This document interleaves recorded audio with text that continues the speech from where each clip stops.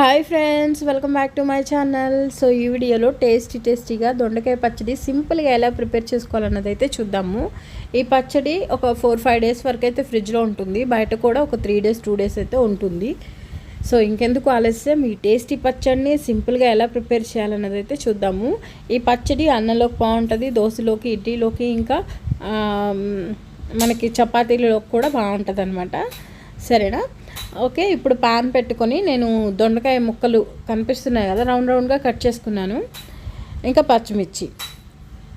First ఏం చేశానంటే, ఇలా వాటర్ ఉన్నాయి కదా, వాటర్లో ఒక 2 గంటలు దొండకాయలు నానబెట్టాను. దాని మీద ఉన్న డట్ అనేది ఈజీగా వెళ్ళిపోతుంది అనమాట. అంటే మురికిగా ఉంటాయి కదా కొంచెం, అంటే అదంతా. అండ్ కొంచెం పెస్టిసైడ్స్ అవి ఉన్నా కానీ లోపల ఎక్కడెక్కడి నుంచో వస్తాయి కదా, అందుకని నీళ్ళలో అయితే నానబెట్టే తర్వాత శుభ్రంగా కడిగి రౌండ్గా కట్ చేసి ప్యాన్లో వేసి వాటిని వేపేటప్పుడు మూత పెట్టాను అనమాట. మూత పెడితే వెంటనే మగ్గిపోతాయి.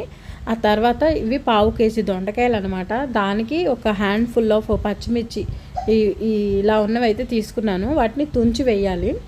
దొండకాయలు కొంచెం వేగాక, కలర్ చేంజ్ అయ్యాక మనకి ముక్క మెత్తపడుతుంది. ముక్క మెత్తపడితే ఇలా అంటే ముక్క చిదమాలన్నమాట.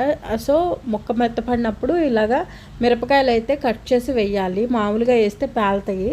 సో ఇలాగ వేసి మిరపకాయలు వేసాక కూడా మూత పెట్టాను. మిరపకాయలు కూడా వేగిపోయాక లాస్ట్లో కొంచెం చింతపండు కూడా ఏంటంటే మిరపకాయలు వేసేటప్పుడే వేస్తే కొంచెం మెత్తపడుతుంది చింతపండు అనేది.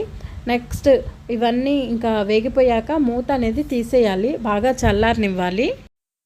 సో ఇప్పుడు మూత తీసి పెట్టాను. దీని మీద చూస్తున్నారు కదా, వెల్లుల్లి రెబ్బలు ఒక 4 అయితే వేసాను. వెల్లుల్లి మరీ ఎక్కువ వేసుకున్నా ఘాటుగా అనిపిస్తుంది. సో సరిపడా ఒక 2-3 వేస్తే ఫ్లేవర్ అనేది బాగుంటుంది అనమాట. సో ఇప్పుడు వీటిని బాగా చల్లారనివ్వాలి. వేడి మీద వేస్తే టేస్ట్ ఉండదు పచ్చడి, అండ్ పాడైపోతుంది వెంటనే. ఇప్పుడు చల్లారిపోయాక మిక్సీ జార్లో వేసి, ఇప్పుడు ఒక పెద్ద స్పూన్కి అయితే చూపిస్తున్నాను కదా వీడియోలో, అంత సాల్ట్ అయితే వేసాను. సాల్ట్ మరీ ఎక్కువ అయితే బాగోదు చట్నీ, కొంచెం మీడియంగానే ఉండాలి. కావాలంటే మీరు అడ్జస్ట్ చేసుకోవచ్చు. తర్వాత వేసి ఇలాగ తిప్పాను అనమాట. కొంచెం కదిపితే ఏంటంటే అది లోపలికి వెళ్ళిపోతుంది సాల్ట్ అనేది, లేకపోతే పైనుండి మనం మిక్సీ చేసేటప్పుడు అదంతా మూతకే అంటుకుపోతుంది సాల్ట్. సో చూసారు కదా, ఫైనల్గా పచ్చడి అయితే ఇలా ప్రిపేర్ అయింది. పచ్చడి ఇప్పుడే కదా ప్రిపేర్ చేసాము.